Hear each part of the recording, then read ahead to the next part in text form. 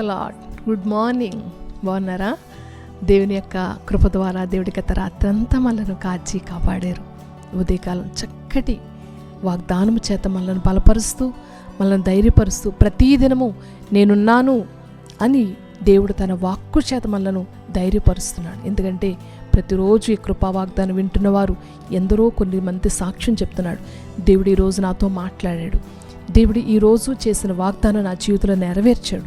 ఈ వాగ్దానం ద్వారా ఎన్నోసార్లు నేను బలపరచబడుతున్నాను, ఎన్నోసార్లు నేను ధైర్యపరచబడుతున్నాను, ఎన్నోసార్లు నా జీవితంలో ఆ వాగ్దానాలు నేను సొంతం చేసుకుంటున్నానని అనేక మంది దేవుని మహింపరుస్తూ దేవుని సందులో సాక్షులుగా నిలిచి ఉన్నారు. ఇంకా మీ జీవితంలో ఈ వాగ్దానం వింటున్న వారు ఎవరైనా దేవుని కార్యాలు పొందకపోతే, దేవుని యొక్క వాగ్దానాలు సొంతం చేసుకోకపోతే ఉదయకాలమే దేవుని సందులో ప్రార్థించండి.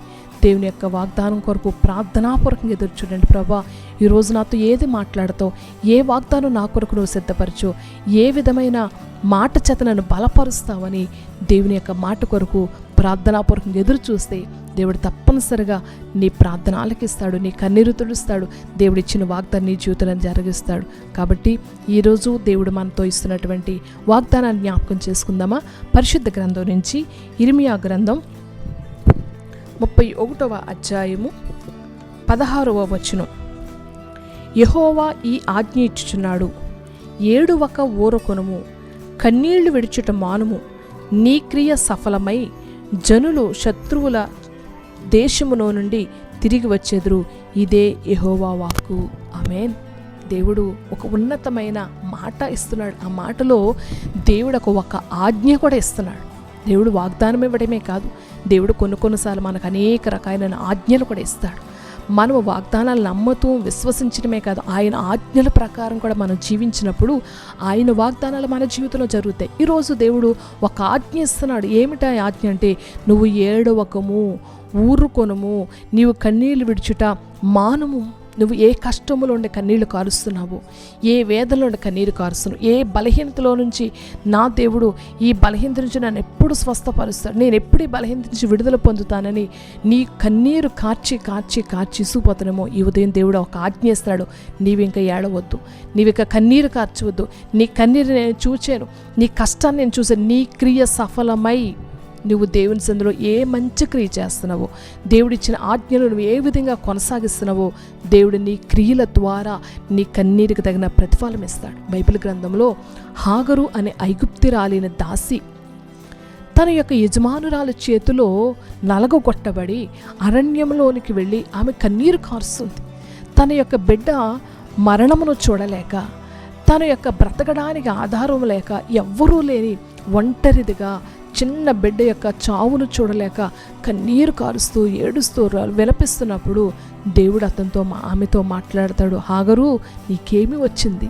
ఇదిగో ఆ చిన్నవాణి ఉన్న స్థలమును నేను ఆశీర్వదిస్తున్నాను, అతను గొప్పవాడిగా చేస్తాను. ఇదిగో ఈ స్థలములో నిన్ను, నీ కుటుంబాన్ని, నీ బిడ్డను నేను గొప్పవారిగా చేస్తానని దేవుడు ఆ రోజు హాగరు కన్నీరు చూచి హాగరుతో మాట్లాడాడు.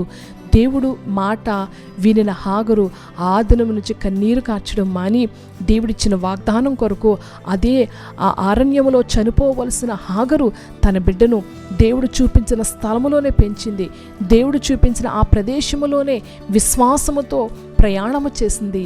దేవుడు ఆమె ప్రయాణాన్ని, ఆమె విశ్వాసాన్ని గుర్తించిన దేవుడు ఆమె క్రియను దేవుడు సఫలపరిచి తన బిడ్డను ఇష్మాయిలును గొప్పవాడిగా చేశాడు.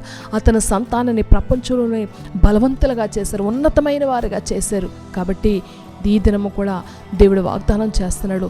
ఇదిగో ఇన్నాళ్ళు నువ్వు ఏడ్చి ఏడ్చి ఏడ్చి కన్నీరు కాచి అలసిపోయేవేమో, ఈ దినము నుంచి నువ్వు ఇంకా ఏడవద్దు, నీవు బాధపడవద్దు, నువ్వు దుఃఖించవద్దు, నీవు అవిశ్వాసంగా ఉండవద్దు. నీ క్రియ సఫలం అవ్వాలంటే దేవుని యొక్క ఆజ్ఞలు పాటించు, దేవుడిచ్చినటువంటి ఆజ్ఞల ప్రకారం నువ్వు జీవించు. దేవుడిచ్చినటువంటి ఆజ్ఞల్లో ప్రతి ఒక్కటి తూచా తప్పడంగా పాటిస్తూ, పునరుద్ధాన దిన నమ్మకంగా ఉంటూ, విశ్రాంతి దినాన్ని ఆచరిస్తూ, ఉపవాసములో నీవు ఖచ్చితంగా పాటిస్తూ, దేవుడిచ్చినటువంటి ఆ 10 ఆజ్ఞలు ఖచ్చితంగా పాటిస్తే దేవుడు ఖచ్చితంగా నీ కన్నీరుకు తగిన ప్రతిఫలం ఇస్తాడు. నీ కన్నీళ్ళను నాట్యముగా మారుస్తాడు, నీ శ్రమల నుంచి విడిపిస్తాడు, నీ శోధన నుంచి తప్పిస్తాడు, నీ వ్యాధుల నుంచి దేవుడు విడిపిస్తాడు. ఎబ్బేజు అతడు పుట్టిక శపితమైనదంట. ఎబ్బేజు వేదన పుత్రుడట. అతడు పుట్టినప్పుడు అతని తల్లి వేదనతో కన్నది కనుక అతనికి వేదన పుత్రుడు అని పేరు పెట్టింది. అయితే ఎబ్బేజు దేవుని సందులో ప్రార్థించినప్పుడు ఎబ్బేజును దేవుడు ఆశీర్వదించాడు. ఉదయకాలం నీ కుటుంబాల ఆశీర్వాదం కావాలి, నీ బిడ్డల జీవితాల ఆశీర్వాదం కావాలి, నీ ఇంటిలో ఆశీర్వాదం కావాలంటే దేవుని సందులో ప్రార్థనాపూర్వకంగా దేవుని సందులో ఆయన ఇచ్చిన ఆజ్ఞలు నువ్వు పాటించగలిగితే దేవుడు ఖచ్చితంగా నీ కన్నీటికి తగిన ప్రతిఫలం ఇస్తాడు. నీ జీవితంలో ప్రతి కష్టాన్ని తొలగిస్తాడు. నువ్వు వెళ్తున్న ప్రతి ప్రయాణంలో దేవుడు సఫలపరుస్తాడు. ఉద్యోగమా, వ్యాపారమా, వ్యవసాయమా, పాడి పశువుల ఏ విధములో పనిలోనైనా దేవుడు నీ క్రియలను బట్టి నీకు సఫలతను దేవుడు అనుగ్రహిస్తాడు. అటువంటి కృప కొరకు దేవుని వైపు చేతులెత్తి ప్రార్థన చేద్దామా? మహిమ కలిగిన దేవా, కృప కలిగిన తండ్రి, ఈ కాలం నీ వాగ్దానాన్ని నమ్మున నీ బిడ్డల జీవితాల్లో నాయనా ఇదిగో ఏడవక కన్నీరు విడవక ఊరుకొనమన్నావా ప్రభా. ఎందరూ వారి కష్టాలను మెత్తవే అయ్యా, ఏడ్చి ఏడ్చి ఏడ్చి కృంగిపోయి అయ్యా నీ కార్యాల కొరకు ఎదురు చూస్తున్నారు. వారి కన్నీరుని తొడవండి అయ్యా. ఎవరైతే ఉద్యోగం కొరకు కన్నీరు కార్చి కార్చి కార్చి అయ్యా నీ సందులో నీ కార్యం కొరకు ఎదురు చూసిన వారికి చక్కటి ఉద్యోగం ఇవ్వండి.